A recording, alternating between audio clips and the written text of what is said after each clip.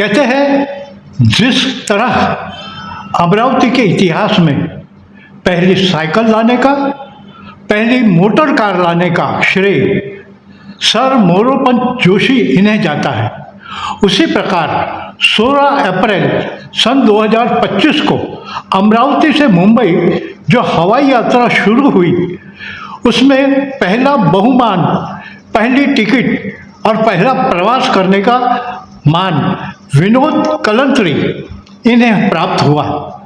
आइए उनसे दिल खुलास चर्चा करते हैं। सबसे पहली बात तो मैं इतनी बड़ी शख्सियत नहीं हूँ जिससे आप मेरी तुलना कर रहे हैं। सर मोरोपंत जोशी अमरावती भूषण है और अमरावती के दैवत है, इतना कहूँगा। और रही बात ये योगानुयोग रहते हैं और कुछ पूर्व संचित रहते हैं कि उस दिन मैं एयरपोर्ट पे जब पहुंचा तो सिक्योरिटी क्रॉस करके मैं सीधा बोर्डिंग पास लेने पहुंचा, तो वहाँ के सभी कर्मी एकदम उत्सुकता से खड़े हो गए। खड़े होकर के वहाँ से एक कर्मी अपने वरिष्ठों को बुलाने पहुंचे और मुझे बोर्डिंग पास थमाई गई और ये कहा गया कि आप पहले प्रवासी हो जो चेक इन कर रहे हो।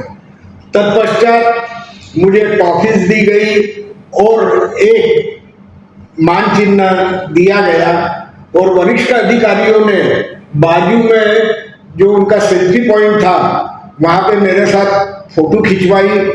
सभी ने बधाइयाँ दी, फूलों का गुलदस्ता दिया गया मुझे। ये क्षण मेरे लिए अविस्मरणीय जरूर था और रहना भी चाहिए। आदरणीय विनोद भाऊ, आपके स्वानुभव कैसे रहे इस उड़ान दौरान, ये बात पूछना चाहता हूँ। जैसे टेक ऑफ हुआ या यूं कहिए उस कैंपस में जब मैं आया तो सब स्मृति पटल पर सब यादें एक एक करके ताजा होते चली गई। कि यह भी याद आया मुझे सन 78 में जब जमीन अधिग्रहण हुआ था तो मेरे पिता स्वर्गीय हरिराम जी कलंत्री के मित्र लसगर रघुजी गुप्ता, जिनका दूध का व्यवसाय था और वहाँ खेती थी, वो अधिग्रहित हुई थी। उसके लिए वो पिताजी की सलाह लेने क्या करना चाहिए क्या नहीं बार बार हमारे घर आते थे। तब ऐसा सुना था कि अमरावती से, तब तो मैं कॉलेज विद्यार्थी था, तब सुना था कि अमरावती में आगे पीछे हवाई जहाज उड़ान बनने वाला है। पश्चात समय बीतता गया और मांग तूल पकड़ती गई कि हवाई पट्टी का निर्माण हो।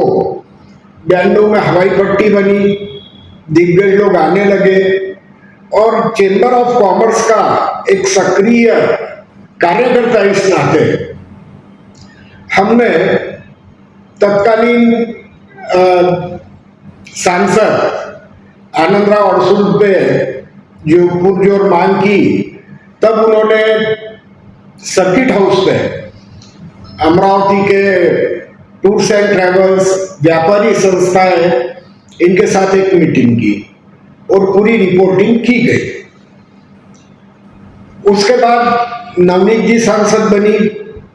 नवनीत जी सांसद बनने के बाद उस काल में सुरेश जी काकानी, जो कि अमरावती में लिखे पढ़े हैं, IAS है, उस समय वो एयरपोर्ट अथॉरिटी थे और उन्हीं के कार्यकाल में शिरडी का एयरपोर्ट डेवलप हुआ था। वो यहाँ अमरावती एयरपोर्ट पे आए थे। ये बात प्रतिदिन के संपादक नानक जी आहूजा को पता चली, उनका मुझे फोन आया। फिर मैं कुछ व्यापारी मित्रों को लेकर वहां पहुंचा। वहां पहुंचने के बाद में गहन चर्चा हुई। उस वक्त मेरे साथ बीजेपी के जिलाध्यक्ष दिनेश सूर्यवंशी भी थे और वहीं पे डॉक्टर देशमुख का भी आगमन हुआ था। वहां चर्चा के दौरान सभी ने इतना कॉन्फिडेंटली बोला काकानी जी को कि आप शुरू तो कीजिए। मुझे याद है कल्पेश पिंजानी और जयराज बजाज, ये विजिलैंड के दो युवाओं ने तो इतनी गारंटी ले ली वहां पे कि आप कलकत्ता एयरलाइन चालू तो करो, साल भर खाली गई तो डेबिट हम देंगे। तो वो उत्साह देखने लायक था। और चूंकि काकानी जी यहाँ से थे, उनकी भी इच्छा थी कि मेरे कार्यकाल में ये काम पूरा हो। कार्य चलता रहा, नींव रखी गई देवेंद्र जी के हाथों, और तब मुख्यमंत्री थे देवेंद्र जी, और वो नींव रखने के बाद में काम की गति धीरे धीरे आगे बढ़ रही थी। फिर हमारी सांसद नवनीत राणा, तो जब भी हम व्यापारी निवेदन देने जाते थे तब एक ही सवाल रहता था, अमरावती एयरपोर्ट कब शुरू होगा। तो एक दिन उन्होंने कहा, भैया बोले आप ऐसा कीजिए ना, दिल्ली आ जाइए, अपन दिल्ली में ही बात करेंगे, बोले एयरपोर्ट अथॉरिटी से। उन्होंने कहा ठीक है। तिथि तय हुई, हम दिल्ली पहुंचे। दिल्ली पहुंचने के बाद में वो मुलाकात अविस्मरणीय रहेगी कि सिंधिया घराने के राजा ज्योतिरादित्य सिंधिया नागरी उड्डयन मंत्री से जब हम मिले तो आओ भगत तो होना साहजिक था, लेकिन उनके मुंह से जब मीठी मीठी मराठी सुनी और नवनीत ताई आता काय घेऊन आल्या, या बसा बसा, तो बहुत ही एक आपुलकी लगी। फिर वहां पे उनसे चर्चा के दौरान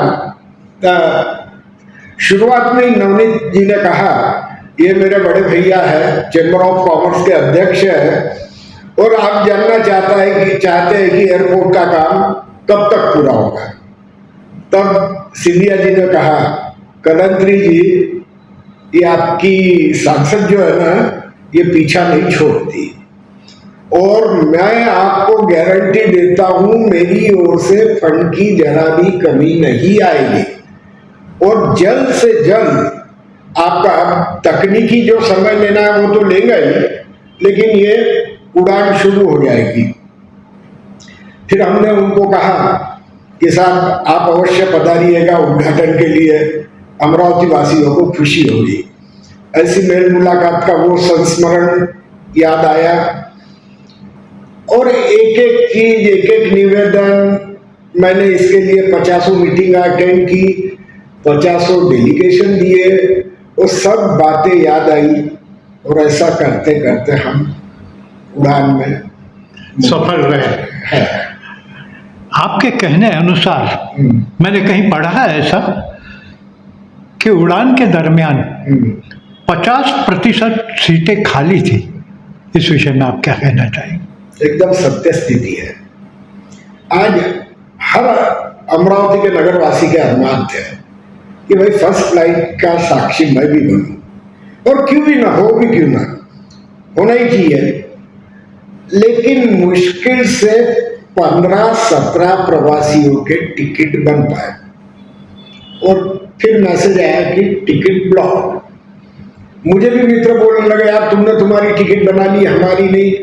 ये एक्चुअल में उस समय ऑनलाइन हमारे मित्र दिनेश जी सूर्यवंशी के सुपुत्र जय सूर्यवंशी थे, और जय ने वो टिकटें ब्लॉक कर दी।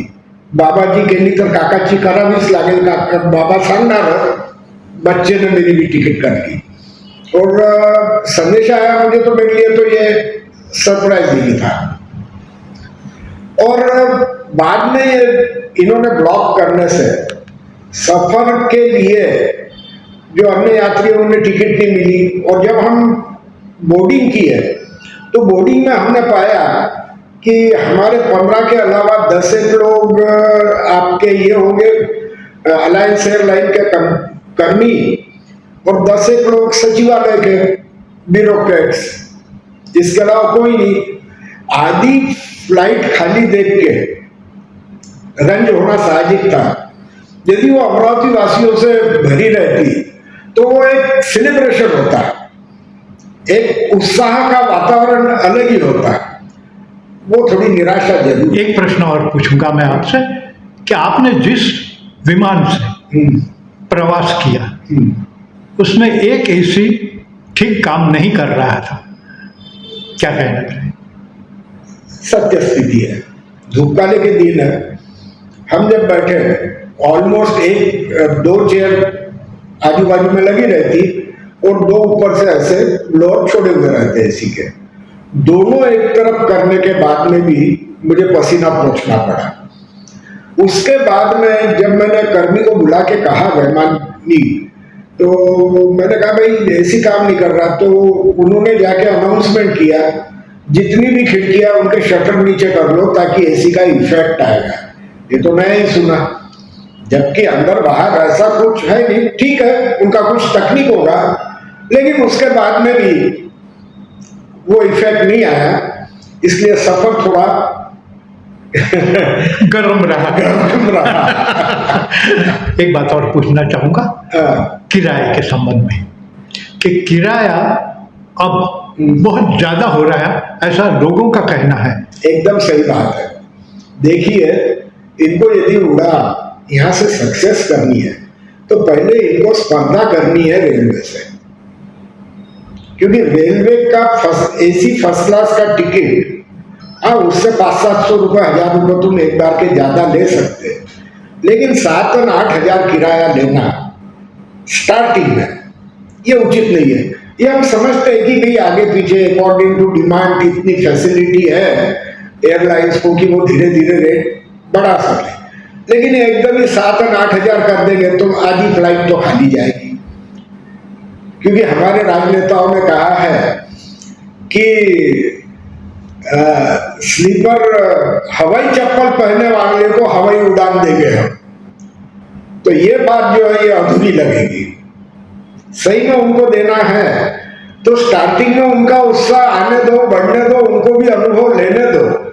जिन लोगों ने आज तक, हमने तो 50 उड़ाने, सैकड़ों उड़ाने उड़ लिए व्यवसाय से, व्यापारिक सामाजिक कार्यों से, लेकिन जिन लोगों ने उड़ान उड़े नहीं, उन लोगों का तो मंजर पूरा होने दो।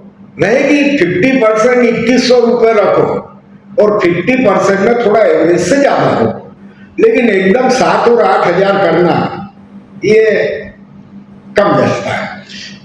एक अंतिम प्रश्न आपसे पूछना चाहूंगा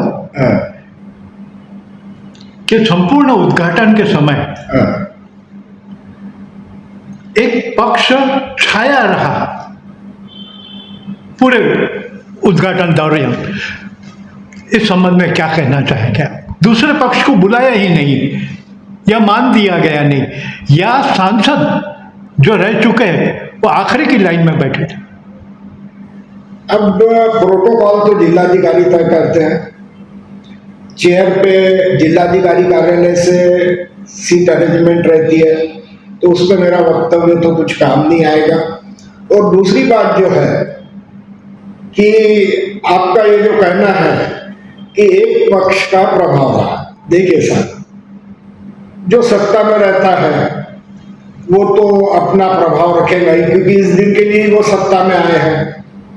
और किसी को रिस्ट्रिक्ट नहीं किया गया जहां तक मेरा ध्यान है, क्योंकि डीआईसी कार्यालय से, डिस्ट्रिक्ट कलेक्टर कार्यालय से मुझे भी यादी मांगी गई आमंत्रित करने के लिए, तो साहब का हमको ये लगना कि उनको पास इश्यू किए जाएंगे, लेकिन आखिर देर रात तक कोई प्रयास वगैरह का प्रावधान नहीं दिखा।